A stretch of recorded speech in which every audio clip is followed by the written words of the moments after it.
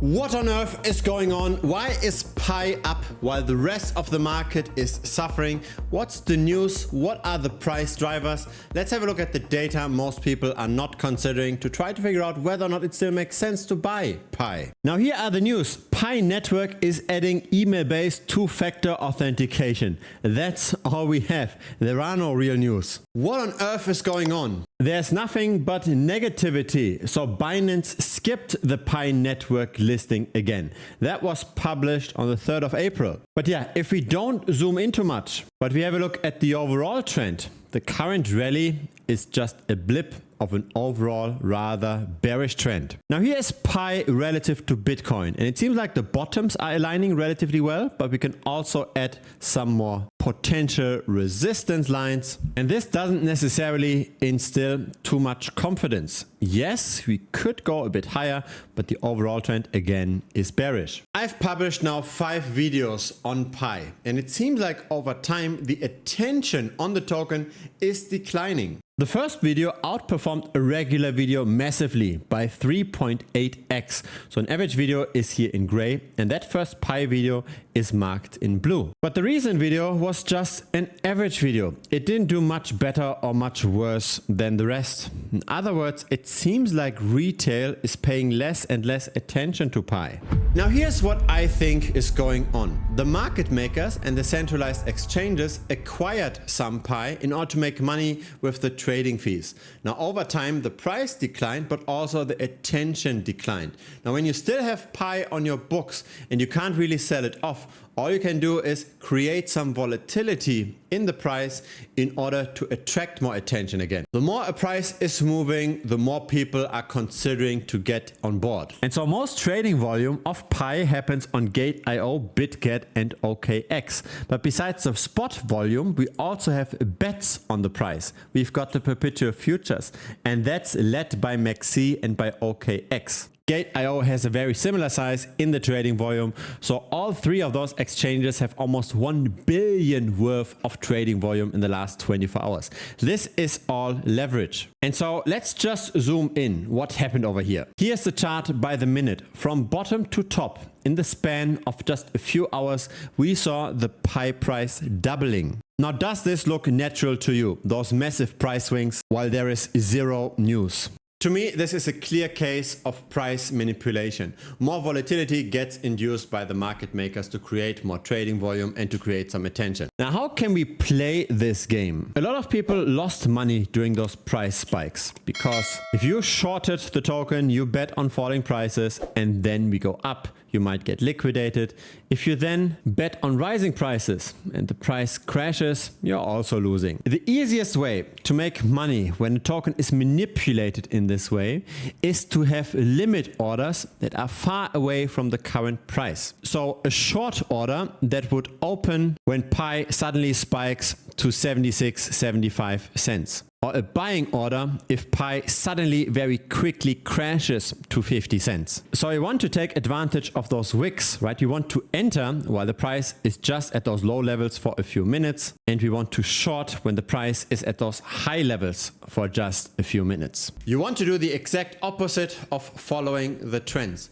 Now, I don't like to get involved in tokens like this. When there's all this attention there, when there's all this manipulation there, it's really the market makers that have got a lot of experience versus just the retail investor. I like to bet on falling prices in a market like this, right? Crypto tends to rather bleed right now. Most prices are going down. Traditional finance is following now as well because everybody is so spooked with the Trump tariffs and that global trade might slow down. So there's a lot of risk in the market. Prices might continue to go down. But that doesn't mean that we have to bet on falling prices of very volatile, very manipulated tokens. I think it's much safer to bet on falling prices of tokens that tend to just go down over time relative to Bitcoin and Ethereum and that don't have too much volatility. The more manipulation there is in a token, the more I want to stay away because the more the big guys are involved. I want to gain versus the people that aren't that experienced. I don't want to play directly versus the casino. Now, the altcoin market looks extremely ugly for most people, right? Most people are losing right now. If you've got a diversified portfolio of various altcoins and you're you're still hoping for the recovery, chances are you're in the negatives quite a lot. But our community is different. Have a look. We are currently making gains, 50% over here, 73% over here, 62 over here. Sometimes we do small gains, sometimes we do big gains. Not every trade is a winner, but as per tendency, we currently make money by betting on falling prices of very weak altcoins. Since Christmas of last year, the market cap of the altcoins went down by 33%. And when we zoom out a little bit, we can see that the top that we reached during the time barely was higher than the top in 2021. So the altcoin market has a hard time beating Bitcoin long term. And at the same time, Bitcoin in its historical chart isn't really that low. Yes, we've seen a correction, but we could see much worse. At least historically, we have seen much worse. Isn't it somewhat surprising? In the last year, so in the last 12 months, Bitcoin actually gained. So to be a bit more exact, Bitcoin increased by 22.5%. But there aren't a lot of altcoins that did better than Bitcoin.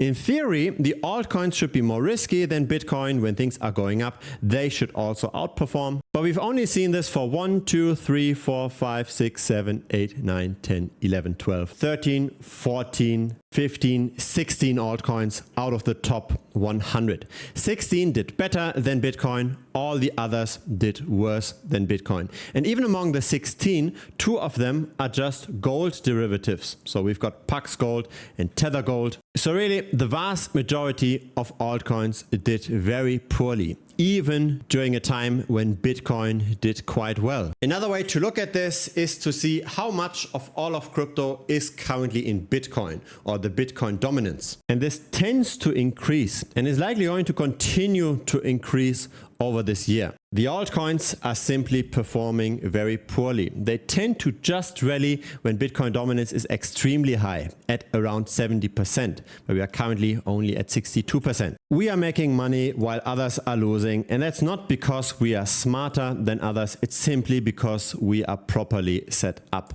We don't just bet and hope that everything will be alright. We see the things the way they are. Now, a lot of people are scared of shorting, of betting on falling prices, because of the potential risk. If you don't know what you're doing, you might lose all of your money.